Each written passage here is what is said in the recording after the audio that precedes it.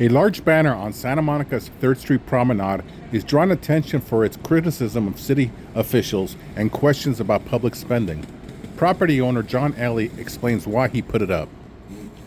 Hi, I'm John Alle. I'm a business owner. I've been a business owner in Santa Monica, a property owner, residential and commercial, and I own this building on the promenade with our artwork here that we keep changing to notify the public of what's happening. And this one has to do with fraud that we see in our city and with who we call the fraudsters, who rotate in and out of different positions of government. But the main people that we're concerned about, who are helping us and are going to be continuing to help us, are the people in the right-hand corner, the bottom right-hand corner.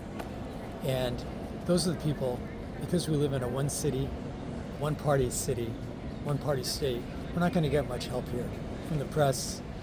We're going to get it nationally and from the federal government. And that's what's happening. My favorite quote from FDR was, "Repetition does not transform a lie into a truth." These are continued lies we're being told. And we always ask ourselves, why does Santa Monica always pick second-class leaders? Interesting. Just an aside, over 900,000 photos have been shot, either selfies or group photos, in front of this particular artwork. Our cameras show it. Many of the council members have shown their faces, but I'd like to just start from the top with our current mayor. The mayor now is really pushing for a candidate to help her. The candidate she's pushing for is a local social media influencer who works for the county health department. And the county health department is a group we're in a lawsuit with, and we're fighting for distributing handouts free of charge on the promenade, still in the parks, public places. And we want that taken inside. And it's getting tougher and tougher. The city is still supplying grants to the Venice Family Clinic, who is providing that on behalf of the county. Now the city of LA is doing it, just right outside our city boundaries. Caroline Trost also is adamant about not knowing anything about the two homeless service projects on Ocean Avenue. Our records and the insiders that we're working with at City Hall have shown us emails that go back almost 9 months prior to when she said, I don't know anything about it. That's not good. And Lindsay Horvath, 2 years ago, stood with another former mayor right in this location for a Gay Pride Day, opening day of Gay Pride Month. And she wondered why her picture was here. And the mayor at that time told her it was here because of the needle handouts. And she said, great, we need to expand it right here. Now, it didn't expand here, but that was her response. She's for it. It's costing us a ton of money, and it's not producing any results, according to the LA County Public Health Department.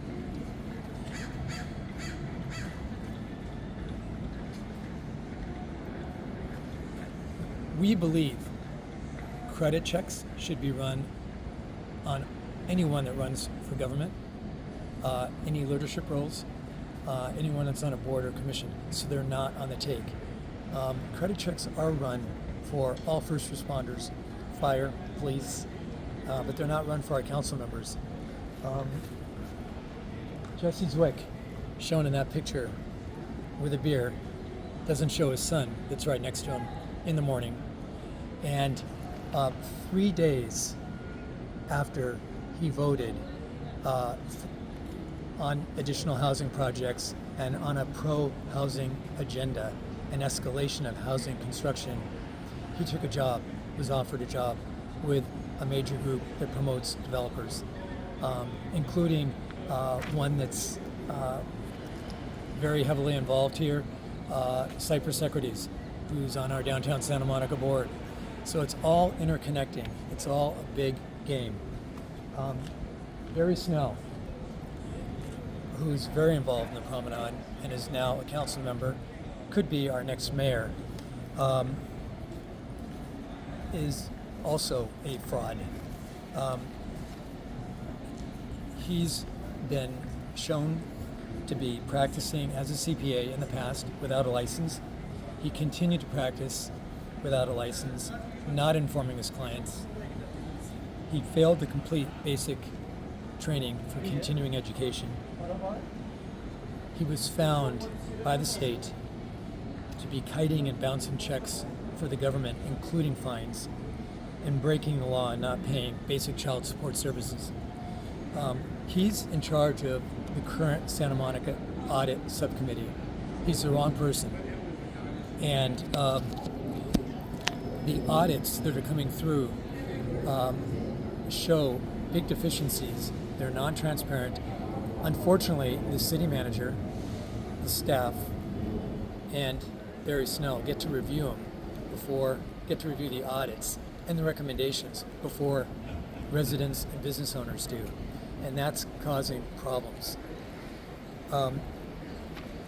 We ask of all the people to be on that committee, if Barry Snell can't control his own personal financial affairs, he surely shouldn't be in control of the city's financial affairs.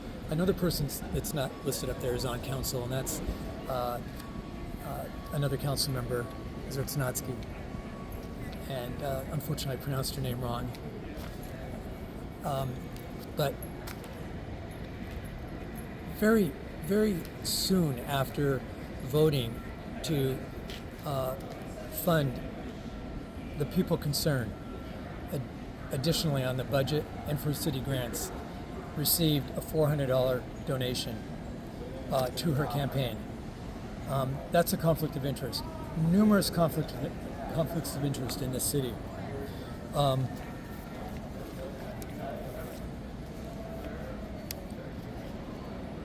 City Manager Oliver Chi, been very quiet. He doesn't respond. He's not sat down with us or our representatives for a meeting to discuss audits, basic audits that should be taking place. But he's proposing a realignment 2.0. Residents still don't know what 1.0 is. We don't know, except that there's a parcel tax that will be imposed and voted on all of the properties annually, whether you sell or not. And so that means 30% of people that own homes, as opposed to 70% of renters, will be paying and subsidizing the whole city, and also be subsidizing homeless funds that we don't know, the source and where they're going to. You might wonder who the woman is next to Oliver Chi. That woman is someone that served on the Irvine City Council with him and exchanged emails and was investigated and by the FBI. And he was associated with her, emails back and forth. And that's why I believe he still carries one personal cell phone and not a city cell phone, so it can't be traced and obtained by residents who want to know what's going on. We're asking Oliver to conduct audits, bring in a separate new auditing firm, not the same two that have been doing it for the last 14 years and the last 5 years respectively. The fraud. Interesting. Our insiders at City Hall and two of the more active nonprofits in Santa Monica have been the most helpful, in addition to our team at the Santa Monica Coalition. But if we just start with the people concerned, it's not open 24/7. It's open just during the day, closes at 4:30 or 5. The only way someone on the street or people that we've tried to bring there can get in is with a sworn police officer. The police are very busy and they don't want to face danger standing in line trying to get people in. When people walk by the people concerned, they'll see that it's dark. There is no one there. They're charging the city for 100 cots or beds. They have 60. And on any given night that we've been in there, and our team's been in there, 30 are full. And yet we see the people all over the streets of Santa Monica, the alleyways, and the carports. Now for specifics, and we researched this quite a bit. We just researched one of many programs. We've researched a lot, but let me just tell you about one program. For the 2024-25 fiscal year, 98% of the City of Santa Monica's annual grant funding, which is $10 million a year, in addition to service money they provide, but just of the $10 million grant money that they gave to people concerned for housing retention, 90%, 8% went to salaries, fringe benefits, and overhead. Only one person was helped in the last 6 months of 2025 of all that money that was given to them. The other group, St. Joseph's Center, CEO is Ryan Smith. If you listen to him on Zoom meetings, everything's great. He's helping the community. The commitment from the organization and the volunteers is there, but there is fraud there as well. You have to ask why someone's working for a nonprofit when their base salary is close to $700,000 or more without additional benefits. But let's talk about this last fiscal year for St. Joseph's Center, 2024-2025. A massive 86% of the city's grant funding for older adult health and wellness. Again, 86% went towards salaries, fringe benefits, and overhead. Barely 14% went to finding housing, food programs, and mental health services. And that included, everyone in LA should be listening to this, because that included not only Santa Monica, but Venice, Culver City, and Inglewood. So the money is being wasted. How can this go on? How can it be reversed? It's tough. We live in a one-party city. It's controlled. This city is controlled by SMER. They control the entire board.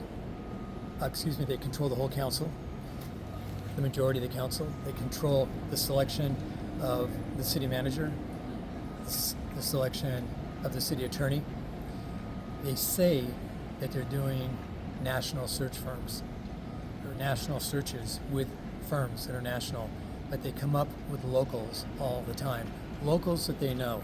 Locals, even for the interim city manager, that had a lot of things to do with the reason we have billboards here.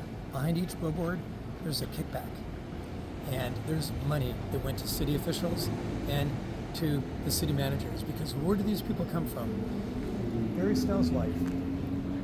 She was the head of travel and tourism, CEO for a short time.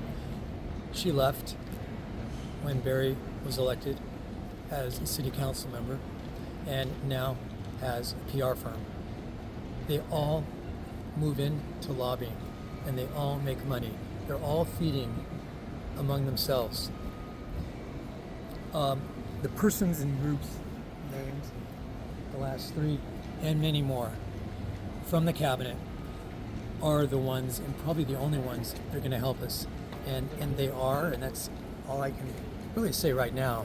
And I thank all of the whistleblowers from within the city who are many of whom are being paid off to leave if they even disagree or pose different ideas to the city manager or the deputy city managers. They're paid to leave, and they're providing us with information. And you wonder, why don't we hear about these payouts? It doesn't matter to the people writing the checks, but it matters to residents. And it matters more to us than it does to anyone on the council or a city manager, because they're going to get paid, and our tax money is going to go for our general fund, which is paying out multiple lawsuit payments and payouts. What does success look like? What are we hoping for when we ask for more audits? We're hoping for new firms that are unattached to the city, other than the ones Santa Monica's been using, Moss Adams and recently Barry Dunn, neither of whom are based in Santa Monica, both of whom conduct many of their audits virtually, more frequent audits, and transparency for every dime that goes out of city money. There isn't transparency now. And instead of waiting for 4 to 6 months for these results, it's very easy. These nonprofits have large staffs. They can produce the information about where every dollar went within a month, within 3 weeks. And that's not happening. That's what success looks like, so that we're happy with where our money is going. We know where it's going. Because right now we see that there's unaccounted for funds. Not that the money is being misspent, but that it's being unaccounted for. There's missing funds. And we welcome anybody on this artwork to give me a call or anyone on the Santa Monica Coalition a call to sit down and go over this openly, privately or openly, but it needs to be discussed. And right now, nobody wants to discuss it. They're sweeping it under the rug.